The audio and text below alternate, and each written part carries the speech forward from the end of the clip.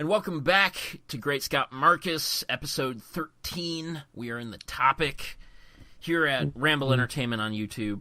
I'm Scott, and that one's Mark. And today, we're going to be talking about the third season of Peaky Blinders.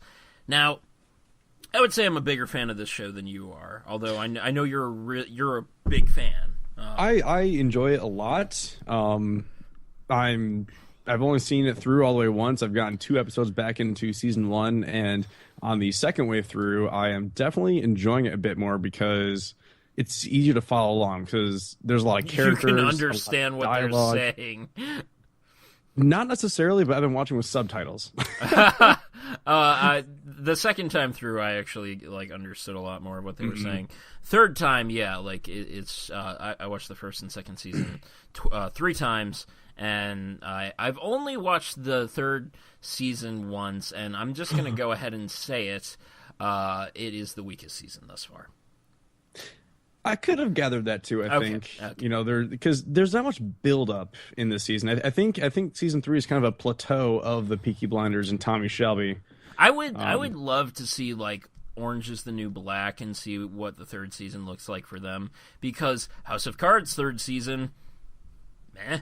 And I even want to look through the actual Netflix programs that I've watched and see how many third seasons there are and see what happens, because I can't help but wonder if maybe there's a 2-season protocol where it's just you have plans to wrap up, but if things go really well, we'll move you into a third season, and then you have to figure something out.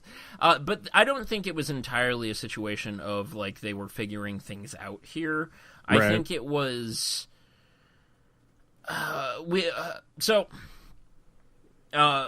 should we try to avoid spoilers? What's up? Let's see. For the next 10 minutes, we'll say, is going to be spoiler free. Perfect. Because we wanted to do this in our old House of Cards and Cloverfield kind of spoiler casts, and I think now we should definitely start that. So next 10 minutes, go. Try to refrain from spoilers and pretty much how we feel about the series, or just the third season, which is kind of tough because it left you wondering who he was going to marry after the second season. Well, I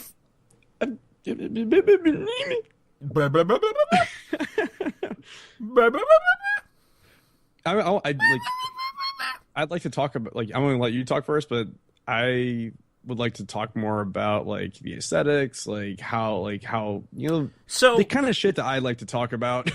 So basically, go ahead. The opening to the season, a bit predictable as far as what happened coming out of the third season, and then there was also a bit of muddled confusion, which happens in Peaky Blinders. You have to keep up. This isn't something you put in your side view mirror and just kind of consume, with your periphery. You can't make breakfast and watch the show. It needs to be... Everything has to be consumed. Every character, every moment, and that's what I told you, and you were just as confirmed from watching the first 2 episodes of season 1. Everything that happens in the series is pertinent to the storyline, and 100%. So I feel like the opening to this season was a bit more loaded than most of the other seasons, where it's just wait, why is this guy here, and what happened to the other guy? And, if you missed that one sentence, you basically don't know why all these things are coming together. And happily, I'm a bit more comfortable than most with just pulling back the time bar and watching again. Bless you. Thank you. And so... there's a lot of pertinent details within those first 2 episodes, and each season only being 6 episodes, I actually still think that's awesome that they can go with that format. No TV show is doing that. You can't do that on TV. The only ones that are shows that are on the BBC, Sherlock, I believe, is 6 episodes. However, those episodes are about an hour and a half each. How long is Blinders? I'd be curious. It's a solid hour. Okay. They're a solid 58 minutes, 61 minutes. Sherlock is in the 90s. Even still, I could not see this being a successful formula on outside of the streaming format Definitely right not. now. Definitely not. Especially with this show. It just wouldn't be exciting week to week. You have to watch episode to episode. It's written to be binge watched. Yes.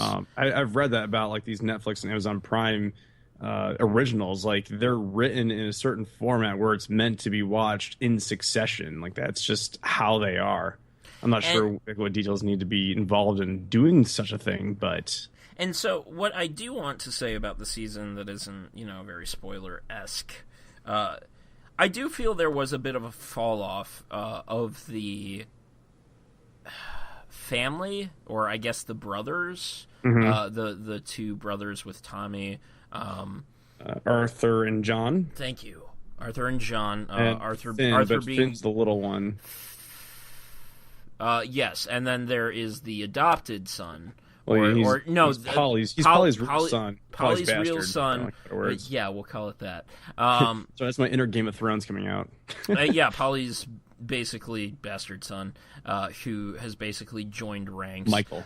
There was a lot more focus on him, even though it wasn't a ton. But Arthur and John really took a lot more of a backseat by comparison to the first and the second season. I can see why Arthur's story arc was a bit odd. He kind of had some obstacles he had to get over from the second season, which I need to remind myself about because I don't want to spoil it for you. That's fine. Yeah, that's fine. When starting season 3, I was like, God, what the fuck happened with Arthur? It's weird because I don't like either of their wives. And a lot of I think you even saw that in season 3, where it's just like they are not supposed to be liked. Right. They're clearly trying to, like, both of them are in their own ways trying to kind of muscle in on things, not like very strongly, but it's just like they're both trying to have their own involvements and schemes. And are they? I do. I guess that's the question. It's like they seem like they're scheming at something, but it's so minimal. But at the same time, it's just like it is there. And again, we return to the idea of pertinence within this show, and I think it's pertinent. Now, one thing I do want to ask you within this spoiler-free area. Who do you... And this is funny because we toiled over this between us when it came to Walter White. Who does Tommy Shelby put first? Himself or family? Himself. Damn it, I was going to say... I say family. I think it's himself. I mean, just watching after season 1, episode 1... Basically, I mean, I feel like this whole series is about greed and Tommy Shelby's greed. But the whole family is greedy. The whole family is greedy, right? But I mean, it's in their nature as gangsters. That is what they're after. Yes, true. Please, sorry. No, I'm asking, like, can I talk about the events in season 1? Yeah, I mean, look, if you're jumping into this and haven't seen season 1, then you're watching the wrong non-spoiler cast right now. Okay, good point. Go. And I noticed this right away. So their business is fixing horse races. It was. That was the original thing. Then they became legit. And then the crate of weapons and ammunition was a mistake. And Polly said, get rid of it. Dump it off somewhere. Tommy's like, no. So, and because I think Polly ran the legitimate horse betting business for X amount of time, like, and her and Arthur all advised Tommy not to go against Billy Kimber, which he did anyways. And he also, like, tried to play a chess match with, forget his name, the inspector, played by Sam Neill, the Jurassic Park guy. Yep. And I loved his role in both seasons. Oh, absolutely. I miss him in season 3. Yeah, he was. That role was sorely missed. That kind of central antagonist. Yes. Absolutely. And I don't know. I feel like this is going to, for the next 2 minutes, this is basically the debate of when it comes to season 3, because that is the big question I had in my mind at the end of things, where it's just like, who the giant antagonist is going to be first, family or Thomas Shelby? And I will posit that here's the only thing I'm going to say that I think does solidify my point, or at least helps my opinion, as opposed to aids yours. The moments with his son in the final episodes of season 3. It's not ringing a bell, but I know I remember seeing scenes, but I didn't pay too much attention to them. I didn't think, oh, that scene with this kid. All right. So think of a few of them where it's just him and his child. From here is now spoilers. So I will put annotations in the YouTube video to warn anybody who might skip ahead. He went into that tunnel that he never said he'd go back into, digging, like trench warfare tunnels to, to rescue his son. Or I don't remember saying he'd ever not go into it. He did. I'll take your word for it. So in World War I, there were basically 2 trenches across from each other, and if anybody tried to basically cross the trenches, most of the time they'd die. Sometimes it worked out, and that would be considered a victory, but most of the time it was a large stalemate. But sometimes tunnels would be dug between these trenches to basically gain advantages, whether it was to steal supplies or to get kills, basically. Infiltrate the enemy. Infiltrate. And Tommy and company would basically tunnel in between these trenches to do so, and that's, why he smokes black tar heroin in the first. God, that sounds horrible. To think that was kind of almost a regular thing back then. Well, I mean, when in season 3 when he was doing that, I was thinking like, I would never fucking do that. Oh my god! If I was in a building, the fear of being buried alive was imminent at all points. Yeah. The tunneling. I thought you meant the black tar heroin. That's fine. No, the tunneling. If I was in a building that had black tar heroin in it, and I was told that, I'd be like, well, I'm leaving. The tunneling, I completely agree. There's almost no stabilizing structures. It's just like at any point, all this ground just crushes you. I don't even think they're even like 4x4s. They're like plywood or something like that. Yeah, oh my god, they're balsa wood. There's some leftover ash and balsa wood. Should we use that? Sure. So in the first 2 seasons, they've reflected on this. That this kind of horror of being in these tunnels, fighting Germans in these enclosed spaces, and I swear in the I'm fairly certain he says to someone, "I will never go back in there," and his son gets abducted, and he immediately goes into the tunnel to obtain these riches from, because he had the a Russians. Set time frame to deliver what he needed to deliver. Yeah, so he just pushed on forward, and I feel like it does serve both messages. It's about him because that's his son. Yes. But at the same time, I do feel that it's still very much about the family because he had such a hard time delivering that message to them. Like, the coppers are coming for you. Yeah. And, I'm working this out. It will all be fixed. But, yeah, it is him standing alone there at the end. It's so middle of the road. I know, but I am on the side that, it's because it... And again, I don't want to spoil season 2 for you, but I think you're going to see it at the end of season 2, what I'm referring to with him and Arthur. So... Well, you see it in season 3, and if it's fairly obvious at the end of season 3, and Arthur's like, "I'm gone," and Tommy's just like, "Well, see ya." Like, he's got. I think a lot of that also has to do with that gangster and macho attitude. True. Cookies. is staring me in the face. I couldn't help it. That guac that I made, I was like, I don't have anything to eat that with. I was going to put in like toast, but I've got some pretzel chips in my cupboard. Oh my God. I'm really thinking about getting hummus lately. I think I'm going to get some hummus this weekend.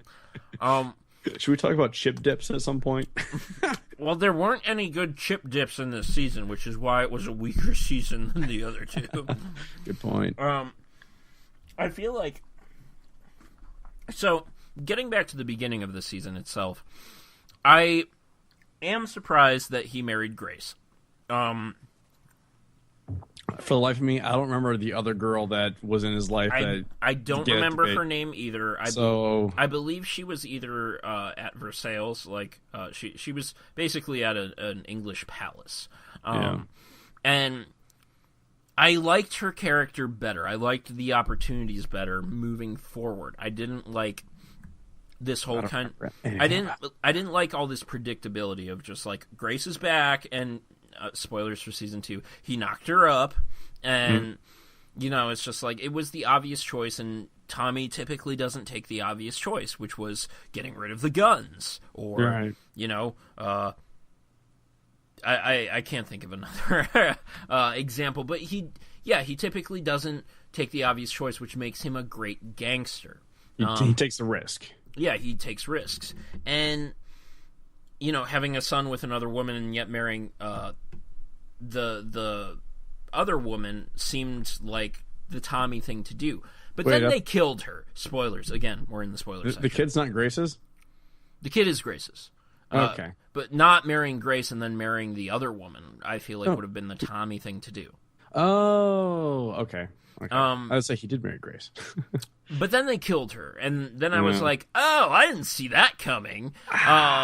I kind of did. She's gonna die. I was just like, there isn't like episode upon episode of illusion. There's maybe a couple of minutes where it's just like, oh, bad things might happen. So it's like, yeah, you kind of see it.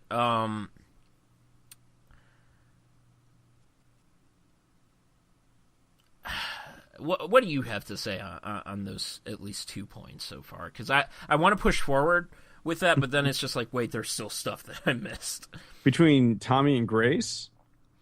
Or family, and between... Grace dying, Grace being the choice for marriage, all of the kind of first 2 episodes, basically. Like, what if, if Tommy's in it for himself, I think marrying Grace and having her child can kind of back that up. Like, I think the opposite, because it's himself, but maybe he's like, if he was his selfish dynasty with it. I don't know. Like he's like, Grace is mine, this child is mine. Whereas with John, Arthur, and Aunt Paul, that's also theirs. I don't know. Having a kid is more. It's probably the most unselfish thing you could ever do. Yeah, but I think he wants like. Let's not let this degrade into the show is all about, is Tommy selfish or about family? Right.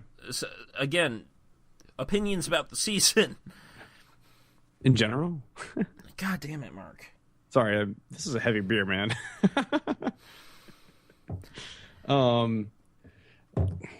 So, like, for me, a lot of episode 1 was just simply loaded, where it's just like, oh yeah, Arthur is kind of dealing with what he had going on at the end of season 2, and he's married to this kind of what seems like at the time ho-hum woman, and then towards the end of the season we really start to see her layers peeling back. And especially in that meeting with her and Tommy, like she shows that she's smart and she knows how to handle it herself. And she's out for money.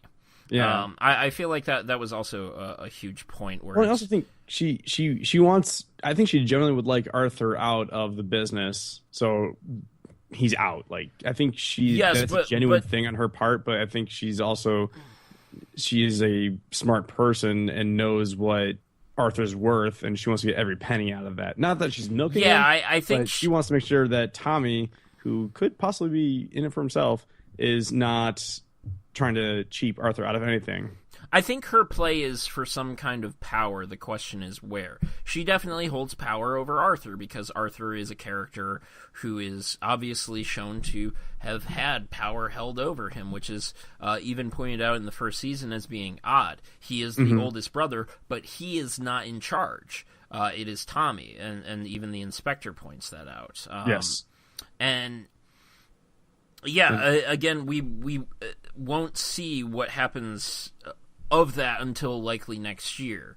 They pushed the first 2 seasons out pretty fast, which means they probably filmed them at the same time. But it doesn't seem like they filmed season 4 with season 3. Right. Chances are that this is going to be all we get for the next year. You know what I was really kind of, I won't say disappointed in, but what I was expecting was any kind of appearance or anything about Churchill, because he makes the appearance in season 1, and at the very end of season 2, Winston Churchill is going to have a job for you. Exactly, and it's just like, and then season 3 starts. It's just like, what's it say? They like reshow 2 years later. They reshow what happened. They show what happened, and it says it later. It's like 2 years later. So I think so. Here we alluded to it in the opening, in the kind of spoiler-free segment. There is basically a one-sentence dialogue where it's just like, this is what Churchill wants you to do. Or across a few episodes, that it's just like, that is why Tommy is the one dealing with the Russians. He is basically a crime lord. The Russians are associated with bad dealings, and yet, Churchill feels the need to be dealing with the Russians. So that is what the family is doing. They're dealing with the Russians as well as all their other ongoings. It's just, as I think about it, maybe Tommy's not pulling any of the strings that we think he is, like that he was in season 1 and 2. Maybe like all of this that happened was with Churchill, and it's not a matter of him being selfish or, for his family, but he's just trying to make sure that Churchill and whoever works for him isn't going to kill his family, so he's abiding by all orders right now. But we don't know, because they don't mention him at all in season 3. That did feel a bit of the weaker part of this season, where it's just like Tommy didn't seem like he had any control whatsoever, whereas in the other 2 seasons, the family definitely had, like, control. They were. Oh, he was like 3 steps ahead of everybody. Yeah, there was this spot of power, and I like seeing the other side of things, but at the same time, it's just like, we only get 6 episodes. We might only get 6 episodes this year. Like, if you want to show that juxtaposition, 3 episodes and 3 episodes. Show Tommy back in control. And